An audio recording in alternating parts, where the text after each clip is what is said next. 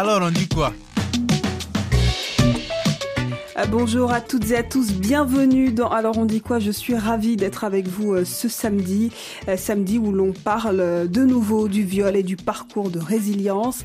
L'agression sexuelle est une atteinte sexuelle commise sans le consentement clair et explicite de la victime, sans distinction d'âge, de sexe ou de nationalité. Les conséquences après ce traumatisme vont bien au-delà des blessures physiques, des violences bouleversantes laissant souvent dans l'esprit de la victime un sentiment de peur, honte et autres cicatrices déplaisantes qui hantent parfois à vie. Alors, comment surmonter cette épreuve et tenter de se reconstruire? Témoignages et débats dans Alors on dit quoi? On démarre de suite, c'est parti. Alors on dit quoi?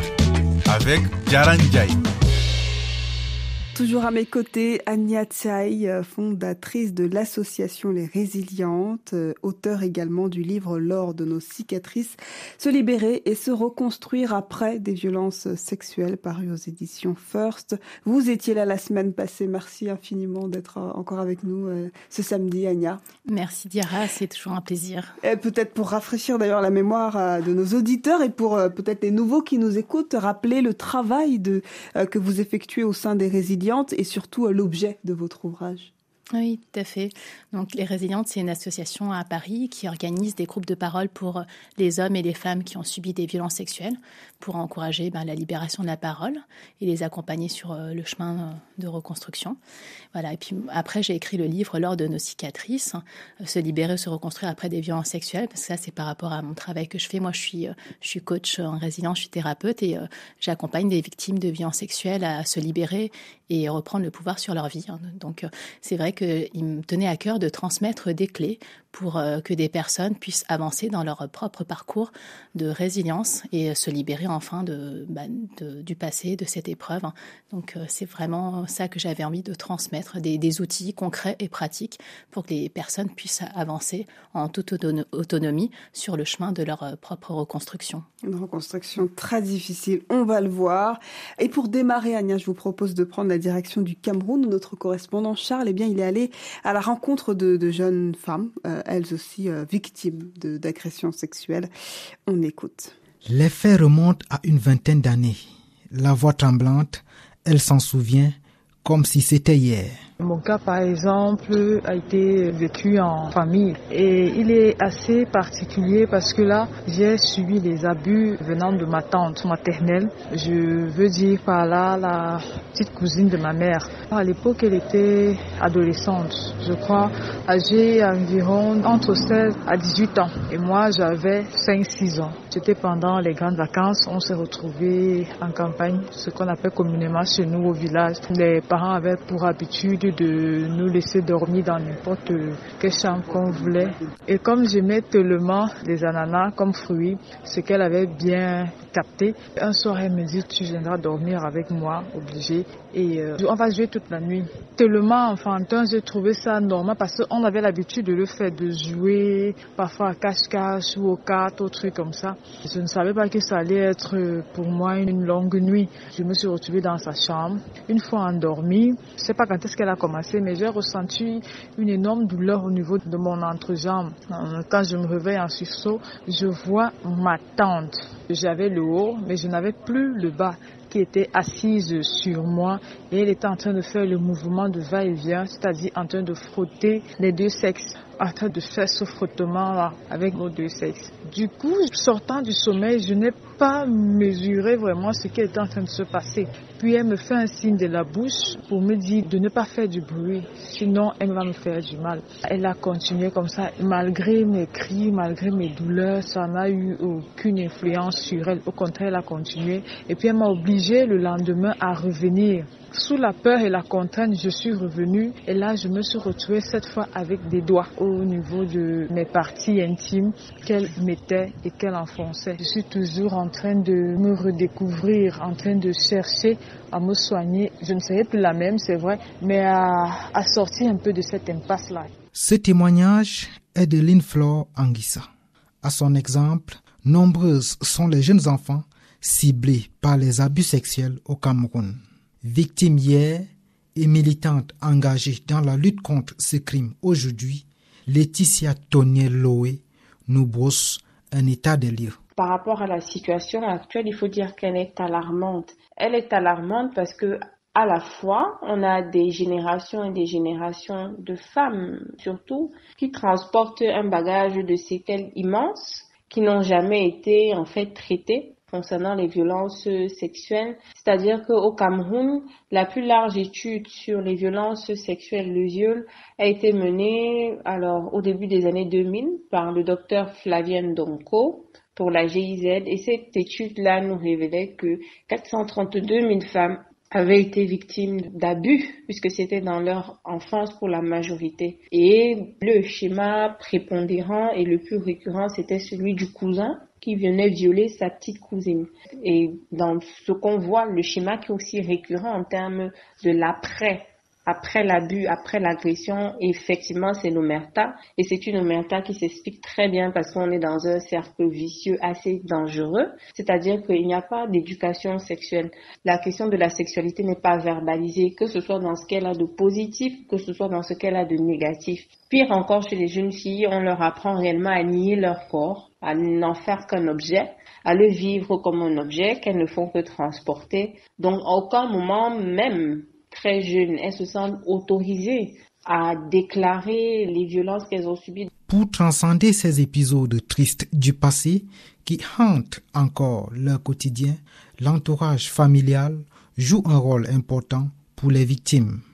Plaide Flore Anguissa. C'est une vie marquée par ce traumatisme qui est toujours présent, étant donné que je n'ai pas été suivie ni par un psy, ni par un psychologue.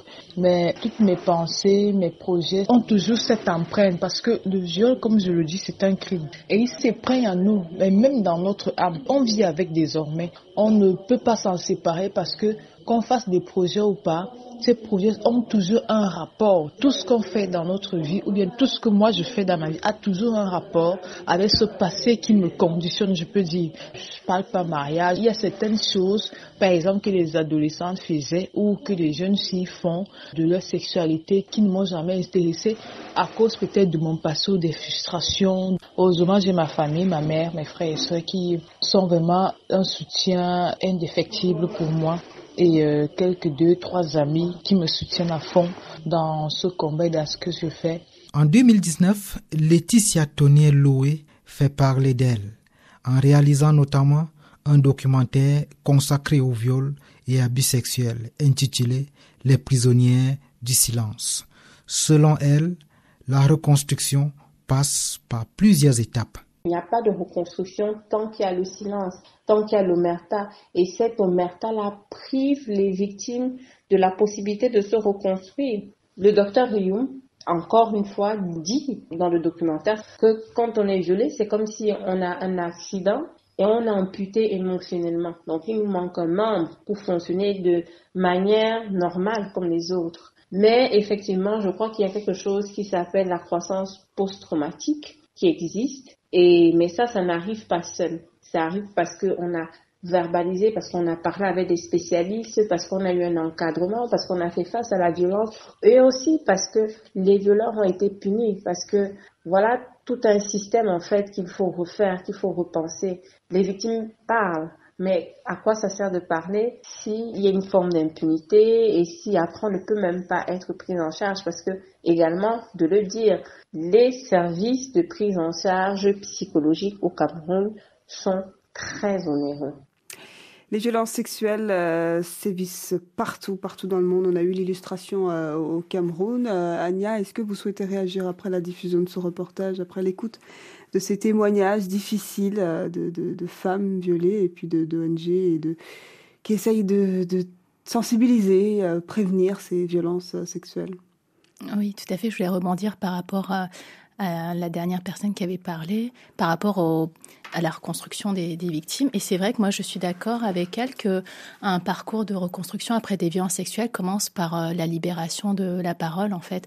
Et que tant qu'on ne peut pas s'exprimer, dire ce qu'on a vécu ou mettre des mots dessus, c'est difficile d'avancer dans une reconstruction sans pouvoir en fait libérer cette parole qui est importante. Mais dans nos sociétés, notamment africaines, où la face d'une femme forte, de la peur de perdre la face devant la société, justement, est très très présente. Vous l'aviez d'ailleurs expliqué pour vous-même lors de votre première intervention la semaine dernière. Perdre la face, il y a beaucoup cette notion de culpabilité, de honte, et donc l'omerta prime.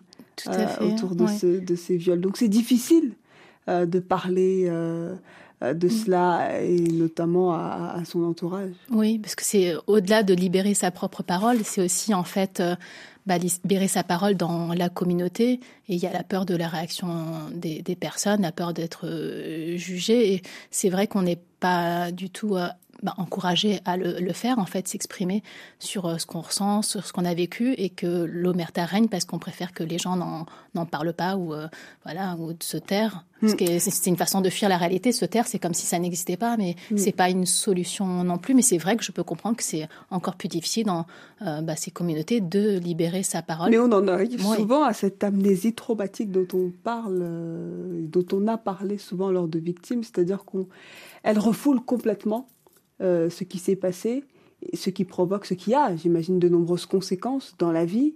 Le déni, alors c'est ça, parce que l'amnésie traumatique, c'est le déni et l'amnésie traumatique, ce sont deux choses distinctes. Oui, voilà, le déni, c'est une forme c'est une façon de fuir la réalité, se dire c'est pas arrivé, c'est pas possible.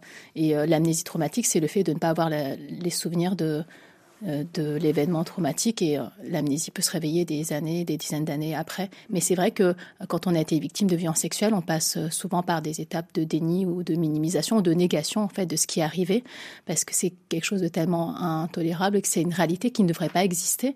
C'est une forme de fuite aussi en fait. Moi-même j'étais dans le déni parce que je ne préférais pas le voir en face, parce que c'est quelque chose qui n'est même pas compréhensible dans ma réalité à moi. Ça ne devrait pas exister. Et le fait d'être dans le déni, se dire non, ça m'est pas arrivé, ou de minimiser. Des personnes qui ont vécu des viols vont dire non, c'est des attouchements par exemple. C'est une façon de minimiser ce qui est arrivé. C'est peut-être aussi une façon, en tout cas pour moi, c'était une façon d'atténuer ma souffrance, de me dire ça n'a pas existé. C'est comme si j'en souffre moins, mais ça ne marche pas comme ça. En tout cas, sortir du déni, c'est important. C'est vrai, c'est une phase, un processus qui est difficile. Et dans le reportage, on a aussi entendu parler de l'entourage familial, le poids de l'entourage familial, la responsabilité même de l'entourage familial. Parfois, on a l'impression que ces victimes-là en veulent à leur famille parce qu'elles n'ont pas vu, malgré ce silence, malgré cette omerta. Oui. C'est très fréquent. Pour les victimes c'est très fréquent, et surtout quand c'est des violences intrafamiliales par exemple, quand c'est de l'inceste par exemple, ou surtout quand on était enfant d'ailleurs, parce que c'est vrai quand on est enfant, la famille a un rôle de protection en fait. On doit se sentir protégé, en sécurité dans sa famille, et que quand ces besoins-là ne sont pas comblés, c'est difficile en fait de pouvoir avancer. Donc je pense que quand on est enfant ou même adulte, c'est dans la famille en fait, c'est vraiment difficile de libérer sa parole. En tout cas, je parle en mon nom. Moi, ma parole était plus dure à libérer auprès des proches. Plus les personnes sont proches, et plus c'est dur à le dire, par exemple à ses propres parents, parce que le dire à des inconnus, on va dire, c'est plus facile. Voilà. Mais les personnes qu'on fréquente le plus, c'est vrai que souvent c'est cette parole-là qui est plus dure à libérer, et que souvent ça arrive peut-être plus tard dans un parcours. Parce qu'on a peur de blesser également. Et il y a une façon, parce que c'est vrai que quand c'est intrafamilial, on ne veut pas faire de peine. C'est une façon de protéger sa famille et de pas leur dire, c'est ne pas les faire souffrir. En tout cas, il y a une façon aussi, une forme de pensée comme ça, de vouloir protéger sa famille. Oui, bien sûr. Alors on dit quoi? Et nous avons en ligne des auditeurs et auditrices, acteurs du changement, notamment Fatima. Fatima est entrepreneure, elle est fondatrice de la marque de vêtements Sofatou, mais ce n'est pas tout. La mode, pour sensibiliser autour des violences basées sur le genre, c'est aussi une partie de ses activités. On en parle avec elle justement. Bonjour Fatima. Bonjour Diara. Alors Fatima, je l'ai mentionné à l'instant dans la vie, vous êtes entrepreneur, vous avez une marque de vêtements Sofatou très connue au Sénégal et même au-delà de nos frontières. Mais la violence basée sur le genre, c'est aussi une thématique qui est très très présente dans votre quotidien puisque vous militez pour lutter contre ces violences basées sur le genre et notamment les violences sexuelles. Alors pourquoi cette thématique elle est beaucoup mise en avant à travers lorsqu'on cite Sofatou, lorsqu'on cite Fatima? Qu'est-ce qui a déclenché cette envie de parler de cela? Alors, nous, c'est parce que moi, il faut dire que j'ai une carrière en droit international et j'ai eu à travailler au ministère de la Femme. Je pense que ça a été mon premier contact avec les séjours d'activisme et avec le travail de nos femmes. Et surtout, ça m'a permis de bien connaître la situation des femmes au Sénégal, situation économique et sociale. Donc, je pense que ça, c'était un premier degré de sensibilisation. Mais après, c'est une cause qui m'est aussi très chère parce que d'un point de vue personnel, il y a une personne très proche de moi qui a été victime d'une grave forme de violence et qui, jusqu'à aujourd'hui, en subit des séquelles très profondes, surtout du point de vue psychologique. Cet activisme se concrétise notamment en 2018 à travers la campagne Doyna que vous avez lancée au Sénégal. Doyna, pour nos auditeurs qui ne parlent pas Wolof, ça veut dire stop, ça suffit, c'est bien ça? Exactement. Et une première campagne en collaboration avec l'ONU Femmes que vous avez lancée sous format de photos, de vidéos pour sensibiliser. Dites-nous en plus, comment ça s'est passé? Donc, moi, je dis toujours que pour moi, chacun doit faire son activisme à travers ce qui sait faire de mieux.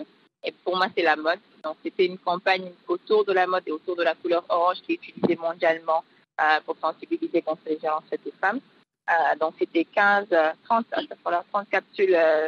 capsules vidéo de 1 minute chacune qui parlaient de thématiques différentes par rapport aux violences faites aux femmes. Et sur ces vidéos, on voyait des personnalités publiques sénégalaises, des stars, on va dire entre guillemets, passer le message et qui étaient habillés par des designers locaux. Donc, c'était une campagne entièrement paritaire, 15 designers hommes, 15 designers femmes, 15 personnalités publiques hommes et femmes. Quelle résonance elle a eu justement cette campagne à travers l'utilisation des réseaux sociaux et de ces personnalités publiques sénégalaises?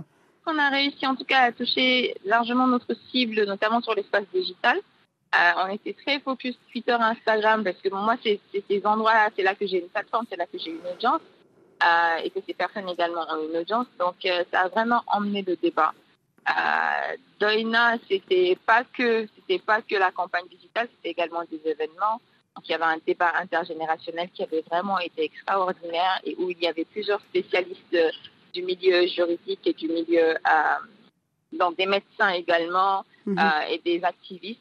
Donc, ils rencontraient des jeunes étudiants et qui étaient plus ou moins formés, en tout cas, qui posaient leurs questions et qui en apprenaient facilement plus au contact de ces gens-là sur les violences et sur comment devenir eux-mêmes activistes et travailler sur ça. Et ça, c'est une initiative de Aïcha Awaba qui, à l'époque, était chez ONU Femmes et avec qui, aujourd'hui, je mène le mouvement avec Jerry Azidinan. Donc, il y avait ça, il y avait un open mic, il y avait une soirée d'expression artistique autour des violences. Donc, c'est vraiment plusieurs types. Oui, il y a eu pas mal de formes de sensibilisation avec des marches, des dons, des pétitions aussi. Exactement. Un peu tout ça. Et c'était pour nous un moyen d'être sûr qu'on pouvait toucher plusieurs cibles différentes. Et surtout qu'on emmenait le débat là où le débat ne se posait pas vraiment. Parce que les violences faites aux femmes, je dis souvent, je pense que c'est un peu pour nous comme les maladies. C'est comme le Covid. On voit ça de loin, on se dit, ah non, c'est un truc qui est là, mais ça ne nous concerne pas. Alors que dites-vous qu'il y a toujours quelqu'un de très proche dans votre entourage qui est concerné. Vous savez pas exactement. Fatima, les dons notamment de ces personnes qui vous ont aidé, c'était pour financer des thérapies de femmes victimes de violences sexuelles. Quels sont les autres besoins des victimes qui viennent à vous? Comment vous les aidez d'ailleurs? Alors, généralement, les principales... parce que nous, à la base, on n'était pas là pour de l'appui aux victimes. C'était juste censé être une campagne de sensibilisation. Mais la situation au Sénégal est tellement difficile que ce sont des personnes qui, généralement, ne savent même pas à qui s'adresser. Donc, c'est vraiment une situation très, très compliquée. Et c'est ce qui fait qu'on essaie d'aider du mieux qu'on peut. Et vous continuez de le faire, vous ne baissez pas les bras malgré ce vaste chantier, puisque 2020-2021, eh bien, la campagne Doyna est de retour, elle reprend, elle est en cours d'ailleurs. Alors, comment elle va se passer cette année? Alors, on a fait, sur 2020-2021, on avait fait une campagne toujours encore à des acteurs, mais entièrement féminines cette fois-ci. Il y avait plusieurs designers, femmes, bien sûr, une trentaine encore, qui ont habillé des actrices et des chanteuses. Par contre, cette année, j'ai écrit une chanson qui était interprétée par justement ces chanteuses-là. Et la chanson en question, on a fait un clip vidéo avec plusieurs actrices de séries vraiment bien connues, Maîtresse d'un homme marié, Jigen, enfin voilà, entre autres, Dérapage. Et le clip sera diffusé lors de mon événement dans à peu près 10 jours autour des violences. C'est un défilé, c'est notre défilé annuel. On va en profiter pour essayer de collecter plus d'argent parce que malheureusement, la collecte pour le fonds d'appui psychologique aux victimes n'a pas bien marché et on fonctionne souvent sur fonds propres et c'est pas évident. Pourquoi, à votre avis, ça ne fonctionne pas aujourd'hui, ce type de mobilisation, Fatima? Aujourd'hui, ces causes-là touchent très certainement, mais les gens sont beaucoup plus touchés quand on parle de voilà, par exemple, que c'est une maladie, que c'est un cas urgent, ou bien que encore c'est une personne qui a besoin d'un... Si c'est vraiment quelque chose d'urgent. Mais par contre, quand c'est des choses comme la thérapie qui prennent plus de temps et c'est sur le long terme, j'ai l'impression que les gens ne sont pas encore assez sensibles. Est-ce que, Fatima, on pourrait faire un parallèle avec cette campagne, c'est pas cette campagne, mais ce mouvement, MeToo, qui n'a pas forcément pris au Sénégal? C'est vrai. Et je pense que, vous savez, chez nous, on a une notion assez particulière. Donc, le soutoureur. Et le soutoureur, en gros, c'est couvrir, c'est de voiler certaines choses. C'est un peu ça la notion. C'est qu'il y a des choses qui, pour le Sénégalais, doivent rester dans l'espace privé, dans l'espace familial et dans le secret le plus absolu si possible. C'est ce qu'on appelle le soutoureur. Donc, dès que c'est une histoire qui potentiellement fait honte à l'une des parties et pas forcément à la partie lésée, souvent à l'autre partie, ben on vous dit sangu ko sutura, ça veut dire couvrez-le de sutura. Et je pense que c'est ce qui a fait que le mouvement MeToo, il y a eu Nopiuma au Sénégal, donc c'était un hashtag lancé et c'était vraiment une campagne qui au début marchait bien, mais je pense que dans l'espace sénégalais en tout cas, les gens ne sont pas encore habilités, ils ne sont pas encore prêts à s'ouvrir autant, en tout cas de façon ouverte, par rapport à de tels problèmes. Je pense que il faut juste plus de monde, il faut juste plus de discussion, il faut plus d'éducation surtout. Et surtout avec l'éducation, on essaie beaucoup avec les tournées scolaires, mais ce n'est pas suffisant.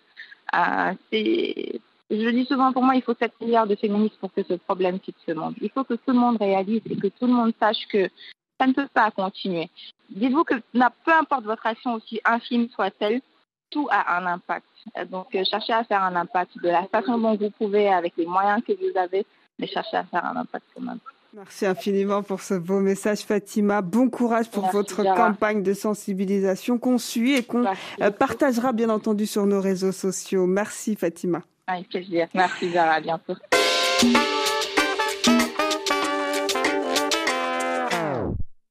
Ania, c'est important de sensibiliser, mais c'est aussi très difficile. Essayer de convaincre les gens d'adhérer à cette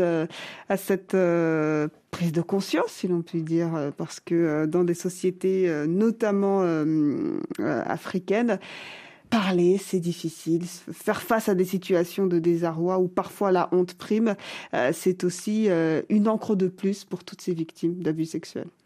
Oui, tout à fait. Et parfois, je dirais même que c'est plus facile de changer des lois que de changer des mentalités qui sont profondément ancrées. Tout ce qui est tradition, c'est des choses qui sont pas faciles en fait à toucher. Mais je suis d'accord avec Fatima, ce qu'elle dit, c'est que chaque acte compte en fait, et que nous pouvons tous à notre échelle agir. Et même aussi petite que soit la contribution, mais il n'y a pas de petite contribution parce que chaque contribution compte, et en fait c'est la contribution de chacun qui fait qu'en fait on peut construire un monde nouveau. Donc je sais pas si je vais dire que je vais essayer de convaincre les gens. Je pense que voilà, c'est pas vraiment convaincre, mais je dirais aujourd'hui je pense que les gens sont prêts à entendre. Les choses évoluent. Alors certes ça prend du temps de changer, d'éveiller les consciences, changer les mentalités, mais en faisant ce qu'elle fait, et puis que des personnes prennent la parole, témoignent, on montre une réalité qui est là, qui existe. Et ça, c'est important, en fait, pour que les gens prennent conscience que ça n'arrive pas qu'aux autres et qu'on est tous concernés, soit directement ou indirectement. Et qu'on peut l'être par la suite, on ne sait jamais. Voilà, tout à fait, bien sûr. Des témoignages, nous en avons grâce à ces courageux et courageuses auditeurs et auditrices qui nous appellent un peu partout dans le monde, à l'instar de Philippe, victime d'inceste de la part de son oncle dès l'âge de 5 ans et pour de nombreuses années. Bonjour Philippe. Bonjour Diara. Philippe, vous ne savez pas comment je suis reconnaissante. Merci infiniment de prendre la parole aujourd'hui dans Alors on dit quoi ? La parole des hommes est extrêmement rare lorsqu'il s'agit de violences sexuelles. Alors, le viol n'est pas une exclusivité des femmes. Vous n'allez pas me contredire. Alors, vous aujourd'hui, pourquoi vous avez décidé de parler ? Quel est le déclic pour vous ? Ce qui me décide aujourd'hui de parler, c'est un petit peu c'est beaucoup ce que je viens d'entendre. C'est moi aussi ma manière de contribuer. C'est ma petite manière de dire oui, ça existe et on peut s'en sortir, on peut faire quelque chose. Est-ce que je vais faire bouger les lignes à l'échelle internationale ? Certainement pas, mais je peux faire bouger celle de ma vie, l'améliorer, repartir vers une construction de moi et m'offrir ce que j'ai de meilleur à vivre. Cette reconstruction, elle passe notamment par ce groupe de parole, puisque vous aussi, vous participez au groupe de parole organisé par les Résilientes. Quel a été le déclic ? Pourquoi vous avez décidé aujourd'hui de briser cette omerta dont on a beaucoup parlé aujourd'hui ? Ma première étape, ça a été de sortir de mon propre déni.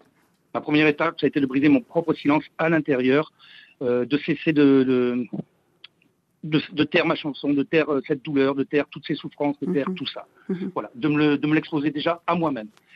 Et de suite après, ça a été évidemment la libération de ma parole. Donc la recherche d'une place dans l'espace public ou autre, pour pouvoir donner un chant à ma parole, pour qu'elle puisse être entendue de manière bienveillante, sans jugement, et comprise, voilà, comme étant une réalité.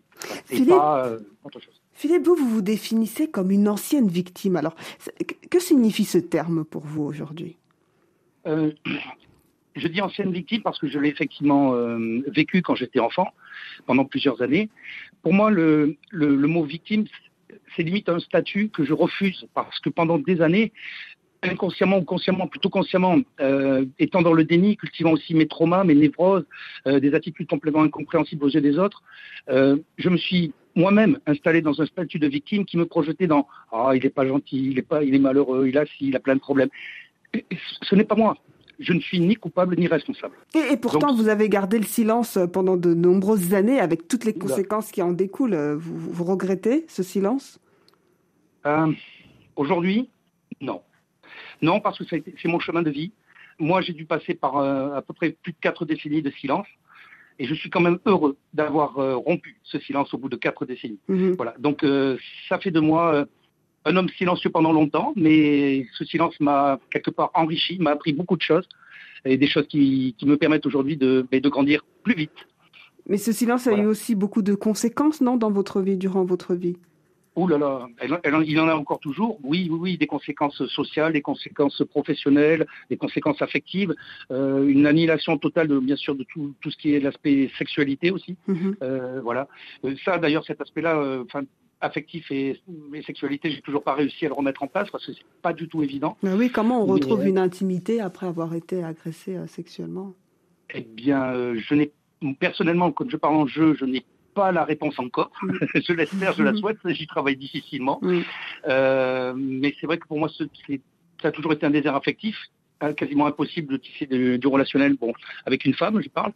J'y suis jamais arrivé, voilà. Donc, mais je le souhaite parce que ça fait partie de ma nature d'homme, ma nature d'être humain, cette envie de recevoir de l'amour et d'en donner aussi.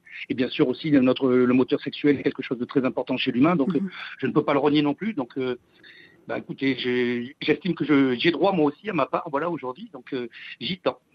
Philippe, il y a très peu d'hommes qui parlent de ces violences sexuelles. Oui. Comment vous l'expliquez, vous, aujourd'hui, qui avez bravé cette omerta ? Je pense que de manière générale, la perception du viol, c'est plutôt celle de l'homme agresseur et de la femme victime, de manière générale, un petit peu dans la conscience collective. L'homme n'est pas supposé être une victime. Donc il est rarement pensé comme tel quand il s'agit de viol. Ensuite, peu d'hommes, très très peu d'hommes prennent la parole quand ils sont confrontés au viol. Et la construction sociale de notre monde elle est faite de telle manière que, eh bien, écoutez, la loi de la virilité, elle induit systématiquement une loi implicite du silence, au moins pour les garçons, ça c'est sûr.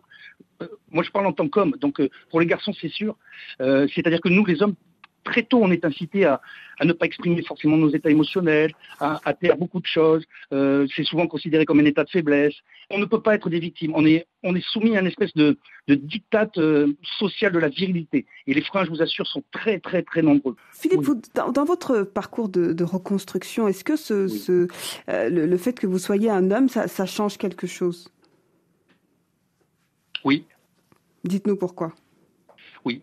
Parce que même pour trouver une place pour ma parole dans l'espace public, ou même, là je vois, ne serait-ce que au sein de mes proches, au sein de ma cellule proche familiale, bien pour pouvoir arriver à quelque chose d'intéressant en termes de reconstruction pour moi, pour me libérer de manière positive, j'ai dû rompre avec eux. Parce que c'était plus que l'omerta, c'était le déni, c'était l'imposition du silence, la peur du déséquilibre de leur structure familiale, ça ne peut pas arriver, tu mets un menteur, ce genre de choses. Pour moi, il était nécessaire de partir de ça, et puis après de trouver aussi un endroit où parler, et même quand on trouve un endroit où parler, où il y a des femmes qui sont victimes, trop nombreuses hélas, beaucoup trop nombreuses, eh bien, le fantôme de l'homme agresseur flotte pas mal autour de la salle, il faut dire ça. Et même nous, c'est difficile, enfin pour moi, c'est difficile de l'évoquer. J'ai d'autres activités aujourd'hui où je n'en parle quasiment jamais, parce que, puis d'une manière, je n'en éprouve pas non plus le besoin, mais c'est difficile de placer ce genre de sujet, de discussion auprès de gens un petit peu, pas innocents, mais qui refusent de voir cette réalité. Voilà. Je préfère ce mot-là. Et quel type d'outils vous ont aidé aujourd'hui pour surmonter cette épreuve? Bon, le premier, ça a été la recherche d'un espace de parole, d'un groupe de parole. Voilà. Là-dessus, je serai éternellement... On le dit depuis le début de l'émission.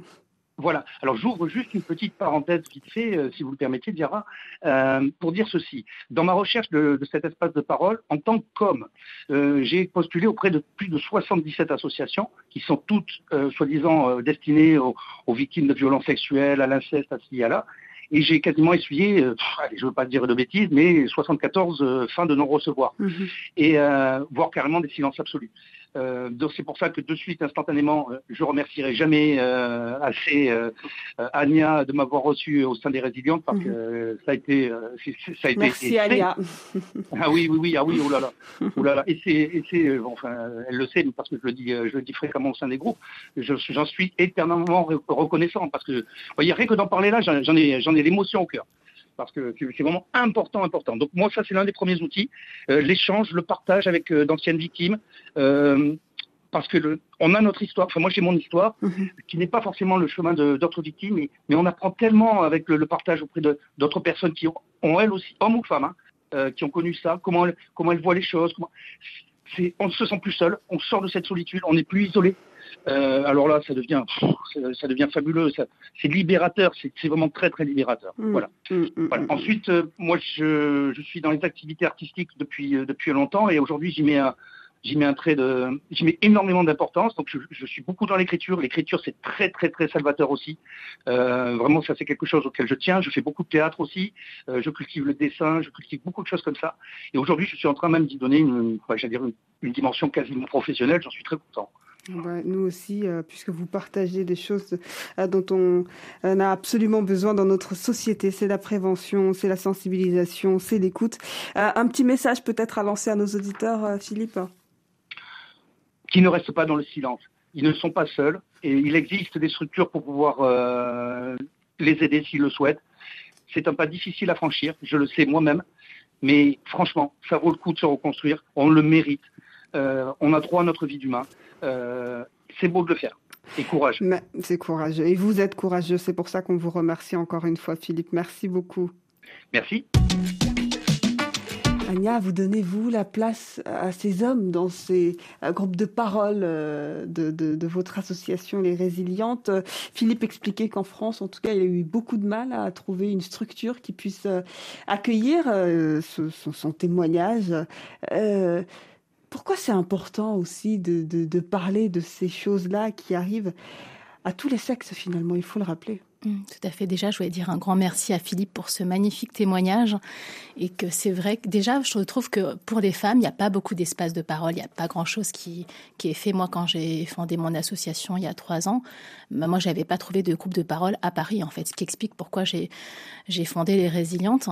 Et pour les hommes, en fait, quand j'ai eu des demandes 1 an plus tard, en 2019, des espaces de parole pour eux, j'ai cherché, j'ai rien trouvé, en fait. Et comme j'ai eu la demande de plusieurs hommes, je me suis dit, il y a de la demande aussi pour eux. Et c'est vrai qu'à l'époque, j'avais pas pensé à faire des groupes pour eux parce que je m'adressais à un public plutôt féminin. Et c'est vrai que Philippe a raison parce que c'est vrai que dans l'imaginaire collectif, on a du mal à imaginer qu'un homme puisse être victime parce qu'on a en fait le modèle de la femme victime et de l'homme agresseur. Et ça, on va dire que c'est un schéma, c'est un stéréotype. Voilà, tout à fait. Et qu'il faut défaire ces stéréotypes parce que tant qu'on est enfermé dans ces schémas-là, c'est pas possible d'évoluer et d'avancer. Et il existe des femmes agresseurs aussi, absolument. Comme il y a des hommes victimes, bien sûr. Et c'est important et je trouve que c'est vraiment fondamental de donner la parole à ces personnes, aux hommes qui ont été victimes et des femmes qui ont été, ou des femmes et hommes qui ont été victimes d'auteurs femmes, en fait, parce que pour montrer que cette réalité existe. Et j'ai même des personnes transgenres, donc en fait, c'est même pas une question de sexe, d'identité. C'est pas une question de genre, je veux dire. C'est pour ça qu'on en parle depuis la semaine dernière, Anya, dans Alors on dit quoi ? Il n'y a pas de tabou dans cette émission. Merci infiniment, Philippe. Une dernière auditrice avant peut-être de se quitter. Il s'agit de Claire. Claire, elle a été victime d'inceste aussi durant l'enfance. Et elle en a pris conscience vraiment des années plus tard, encore une fois. Un blocage psychologique. Elle va témoigner aujourd'hui. Claire, bonjour. Merci d'être avec nous aujourd'hui. Bonjour Diarra, je vous en prie. Claire, une discussion avec un proche a fait remonter de terribles souvenirs, des souvenirs qui se sont manifestés par une réaction physique intense, qui vous ont même plongé dans ce qu'on appelle un état de stress post-traumatique. Décrivez-nous vos symptômes, Claire. Oui, tout à fait. Ça s'est passé en fait en janvier 2018, exactement 9 mois pile poil après la mort de mon géniteur. J'ai eu l'occasion en fait de remercier mon oncle pour en fait avoir organisé tout autour du décès de mon père, parce qu'à ce moment-là je n'avais pas la force physique de le faire et ni financière d'ailleurs. Et en fait ce jour-là, en discutant avec lui, je ne savais pas que j'allais découvrir l'impensable, que j'allais découvrir l'horreur, que j'allais découvrir en fait quel était le secret de ma vie, le secret le plus terrible. Voilà, c'est-à-dire que j'ai passé une nuit de l'horreur, une nuit où j'ai revu tout ce qui s'est passé en fait. Et là, mon corps a immédiatement réagi puisque en fait j'ai revu en fait les viols de mon père. Et donc là, les réactions corporelles ont été... excusez-moi, j'ai beaucoup d'émotions là, et pourtant j'en ai parlé très souvent, mais là tout de suite maintenant, c'est très fort et en même temps c'est important. C'est important de le dire, c'est important de briser cette loi du silence justement. Et ça c'est en fait... ça c'est les réactions ont été en fait de la fièvre, des douleurs dans les reins et en fait dès le lendemain j'ai constaté en allant voir le médecin que j'avais une pyélonéphrite, donc une infection des reins. Moi c'est quelque chose que j'ai fait beaucoup de fois dans ma vie, des épisodes qui ont été incompréhensibles. Des fois j'avais jusqu'à 5 pyélonéphrites de suite dans des périodes assez courtes, donc en fait très liées à la problématique que j'avais, mais à l'époque bien sûr on savait pas, hein. Et des tremblements, un froid et une peur et une transpiration. Enfin, j'ai passé la nuit de l'horreur. Et après une semaine entière comme ça, comme je suis quelqu'un qui s'est toujours battu dans la vie, qui a toujours eu la vie en elle et qui a un panel de ressources et d'aide autour d'elle, j'ai tout de suite contacté mon hypnothérapeute et mon ostéopathe. Alors mon ostéopathe est un ostéopathe qui est quand même assez particulier parce qu'il fait de l'ostéopathie tissulaire en fait. Et du coup, pendant cette semaine-là où j'ai été en arrêt de toute façon parce que j'étais incapable de faire quoi que ce soit, hein, j'étais vraiment... En fait, j'ai tellement revécu les choses que j'avais l'impression que ça s'était passé là en fait. Et pourtant, on était... parce que les événements, ils étaient aux alentours de mes 3-4 ans, donc on était 40 ans après. Et voilà, et c'était horrible parce que le détail, les objets, l'endroit, parce que c'était dans la chambre de mes parents, la chambre que je partageais d'ailleurs, parce que jusqu'à mes 11 ans, j'ai partagé la même chambre que mes parents. On habite dans des chambres de bonne à Paris. Et en fait, tous les éléments, tout était là. C'était tellement réel. Ben oui, parce que c'était vrai, parce que c'était ça. Et parce que enfin, j'avais compris. Et enfin, j'avais finalement, ça peut paraître dingue, mais aussi horrible et atroce que cette révélation m'est apparue, ça a été aussi une libération de me dire mais je n'étais pas folle. J'ai toujours su qu'il y avait quelque chose qui allait pas. Vous avez découvert finalement des années plus tard pourquoi ce mal vous rongeait de façon très très très silencieuse. Vous avez consulté Claire des hypnothérapeutes, vous l'avez dit tout à l'heure, ostéopathes. Est-ce que en dernière en date, vous nous avez parlé également de la constellation familiale. Vous avez essayé beaucoup de soins, beaucoup de thérapies, parfois classiques, parfois moins. Pourquoi autant de... D'ailleurs, c'est quoi la constellation familiale? Peut-être dire à nos auditeurs, alors, c'est quoi? Oui, bien sûr. Alors, la constellation familiale, c'était il y a 2 jours. Donc, ça peut pas être plus récent que ça.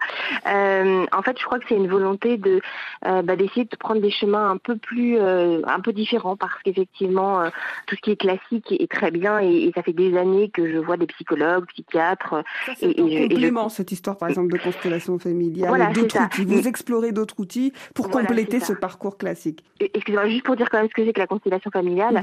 En fait, c'est un outil thérapeutique qui permet vraiment, c'est une thérapie familiale qui est vraiment transgénérationnelle. Et qui est basée sur une grosse partie de l'inconscient familial, et c'est par des biais de jeux de rôle qu'on arrive en fait à ressortir tous nos traumas, et c'est extrêmement impressionnant. C'est-à-dire que en fait moi j'ai consulté pour me guérir, moi en profondeur, et aussi pour un peu effacer la dette que pourraient avoir mes 3 fils, parce que j'ai la chance d'avoir 3 fils. Et en fait, c'est impressionnant comment eux changent complètement inconsciemment, et même ma mère, qui elle-même a été victime de mon père, en fait, et qui m'a envoyé le soir même un message: j'espère que ça s'est bien passé pour toi, je suis désolée, je ne pouvais pas faire autrement que de m'occuper que de moi. Et là, aussi dur que ça peut être ce message, c'est la vérité qui sort encore. Et c'est juste beau, en fait. Voilà. Aujourd'hui, vous êtes dans quel état d'esprit, Claire, et surtout, en conclusion, quels sont vos projets? Alors, je voulais quand même juste préciser que cette découverte à mes 43 ans d'avoir subi l'inceste a complètement quand même